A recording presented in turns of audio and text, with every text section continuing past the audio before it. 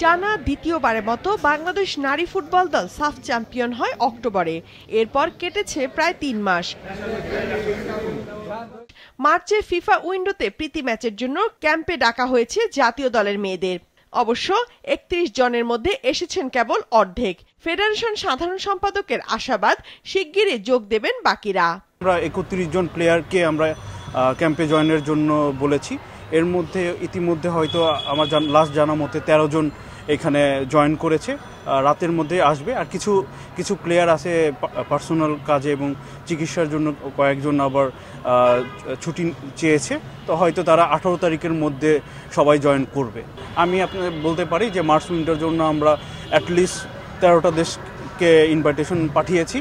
তো আমরা যখন ফিডব্যাক মানে শর্ট লিস্টেড হবে তখন আপনাদের বলতে পারবো যে সম্ভাব্য এতগুলো দল আছে। ২৫০টিরও বেশি ডিজাইন অপশন নিয়ে ওয়ালটন স্মার্ট ফ্রিজ, বোঝে আপনার প্রয়োজন। ফুটবলারদের ক্যাম্পে ডাকলো, এখনো তাদের কোচ চূড়ান্ত করেনি বাফুফে।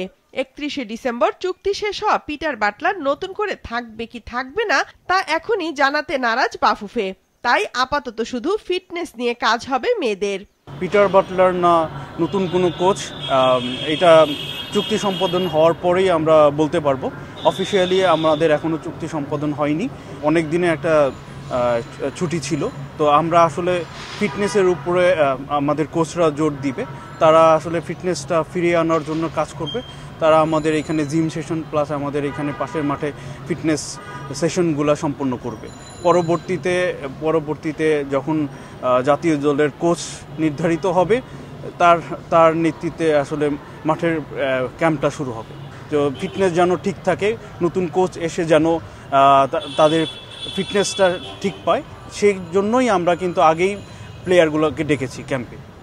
মার্চে ফিফা উইন্ডোর প্রীতি ম্যাচের জন্য অবশ্য এখনো কোনো দল চূড়ান্ত করতে পারেনি ফেডারেশন। সাথে ২৩শে জুন থেকে ৫ জুলাই পর্যন্ত এশিয়ান কাপ বাছাই পর্ব ভালো খেলার লক্ষ্য আছে কর্মকর্তাদের।